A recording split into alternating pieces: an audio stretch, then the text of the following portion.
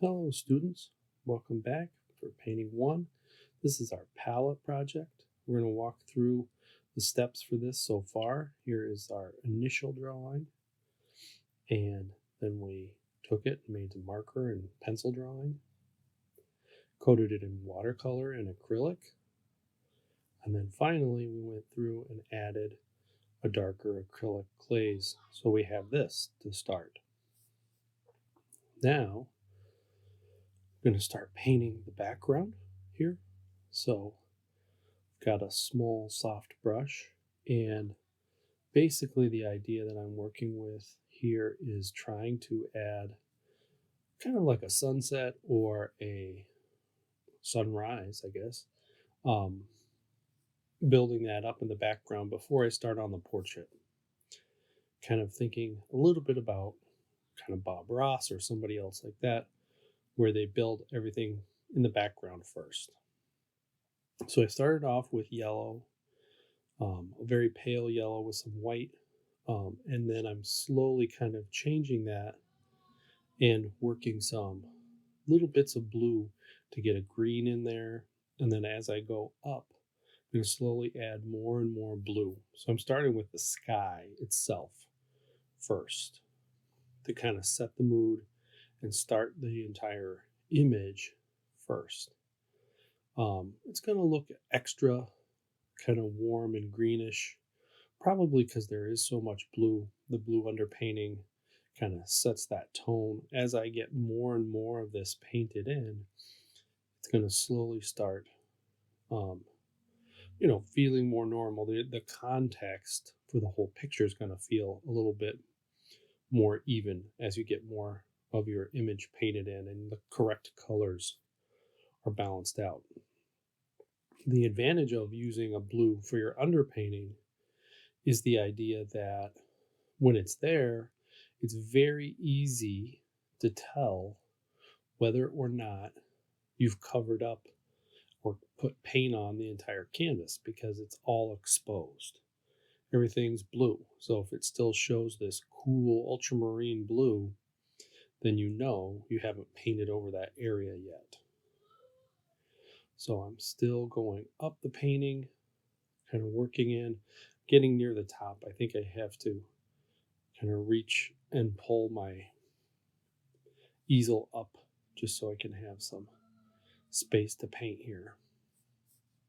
Um, and I'm using this small brush. I'm doing a lot of this is sped up quite a bit, so it feels like I'm scrubbing my brush, but for the most part, I'm pulling the paint. So it's got a lot of medium in it. It's very thin, and I'm kind of just pulling that up towards those different areas. So now that I've got that, I'm mixing up some different colors for, you know, getting a little more light down there. So I'm adding more white or pale yellow into those spots. Try and really make that light feel brighter. And there we go. I think that's about as far as I go with that. Um, from here, I think I'm going to start working on these buildings over here to the right side. The idea was that they are burning, like she has done something to them as the mother of dragons. So I'm going to build up some of that yellow orange flames coming off of the castle or whatever. And then that's going to kind of slowly work itself up and into the clouds that are just above it and the smoke. So I'm working with warms. There was a lot of white there, so a lot of this is almost kind of like glazing. Very, very thin paint. And then if I need more, I can get thicker and thicker. And what I'm going to start to do is I'm going to slowly transition, get some of those warmer values in here. This underplane of the cloud is facing the fire. So the light from the fire is reflecting off the bottom part of the cloud. And that's what I'm trying to paint over here at this point. And my overall idea is I'm going to paint kind of the shadows, the darker parts of the clouds first. and then slowly work into the lighter parts at the end here.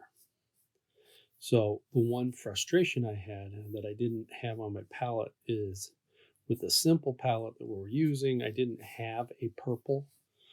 I kept wanting more purple available, but I didn't have it.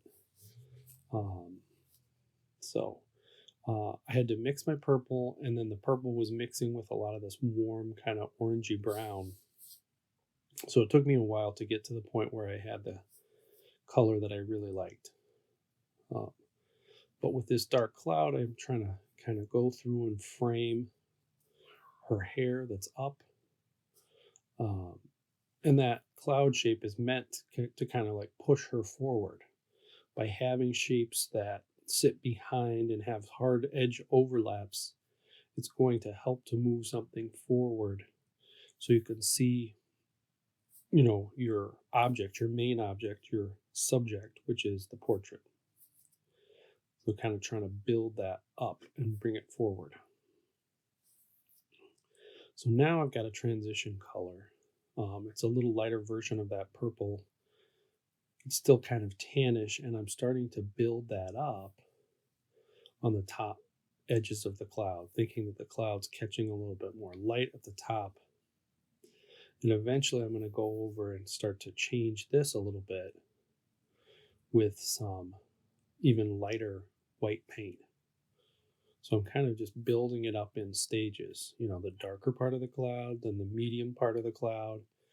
And because this is all wet, I can keep it very soft and I can blend a lot of that. And this is not going to be too different than what I would do for the abstract landscape in its next stage, which I hope to get to in the next day or so.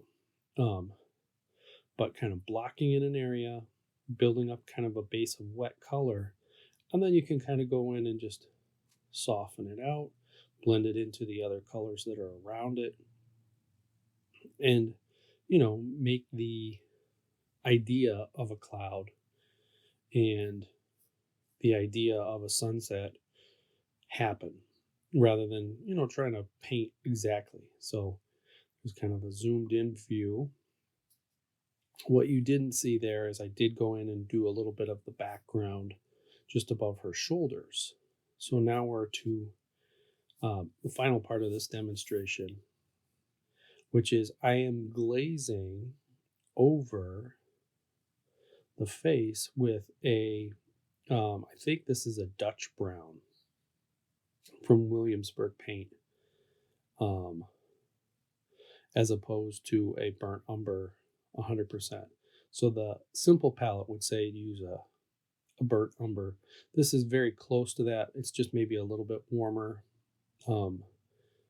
As I'm looking at her skin, I do think I'm going to need to make certain adjustments as I go on and kind of build up another layer. This is meant to be a very thin layer of paint and, kind of a base so that I can kind of change it from blue into the color family closer to which it is, which I think is overall, on the cool side of a brown. So, like taking a brown, and most people would probably place a brown in the orange family, but maybe bringing that quite a bit towards the cool side. So, since orange and blue are complements, this blue is actually going to help to make this not look too warm. But if I'm looking at my reference picture, a lot of the highlights and the light areas, again, are kind of pushing me towards a purple. And that's, I often find when you have certain models, there's kind of like two complementary colors that kind of end up inside the skin tones. And this is definitely one that I feel like, the two opposites or almost opposites in her skin tone are going to be kind of more of a purple and maybe a little bit of an orange. And the orange side is going to be the places where it gets warmer, And the purple side's going to be when it's cooler and the light that's kind of in the front of the face and lighting the face. And the orange is going to work for me also because that burning building in the background and in the photo, there's a orange kind of light side kick light coming from the back side. So this is going to work out pretty well. So first I built that up. Now I'm mixing a cooler version of this and a lighter version to start kind of building in those highlights and those cooler lights on the front of the face. So that first part was mostly just a glaze, pretty much just straight brown, Van Dyke brown or Dutch brown. So now I'm going to use this brush. I'm going to kind of start to build out kind of like that cooler light area. Again, I still definitely felt like I wanted even cooler still. But because this is the first pass, kind of painting over this for the first time, I will probably go over it again once it dries and maybe get out some cooler purples and find some of those notes that I think can kind of push the color just a little bit more. So I'm trying to be careful. I'm painting those planes that face up. You can definitely see it in that reference photo on the side. And I try not to be too critical.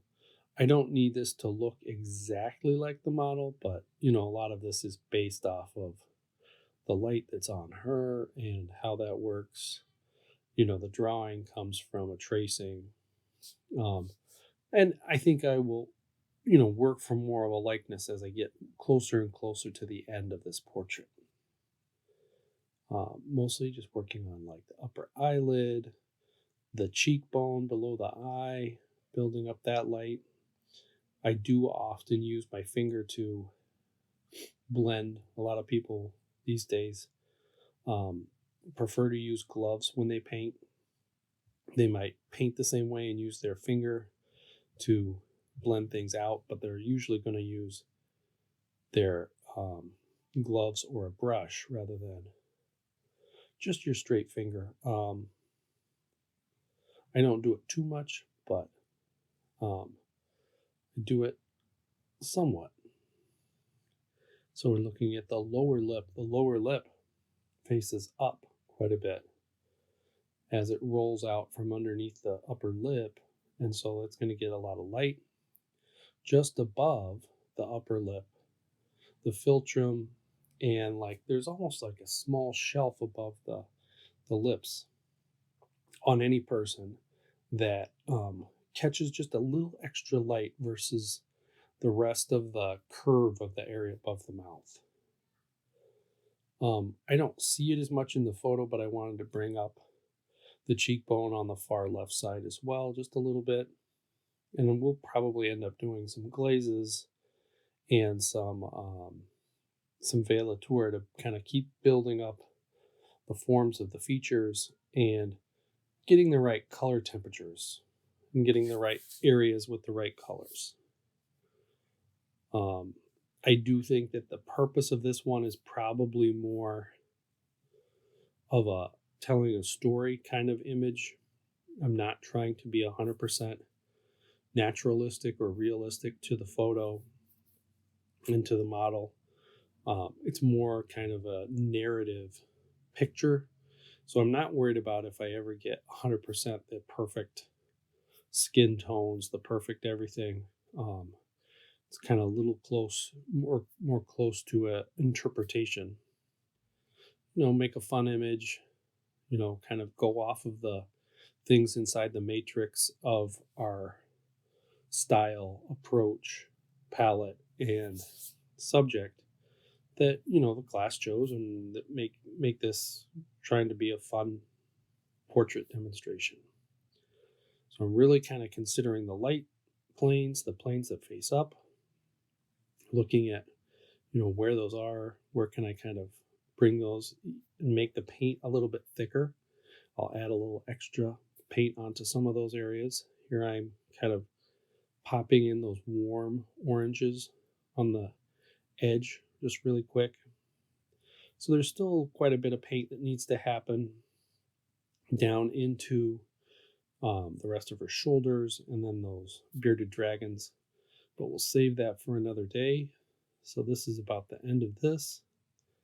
And here is a look at my palette, what it looks like, the different areas of zones of color.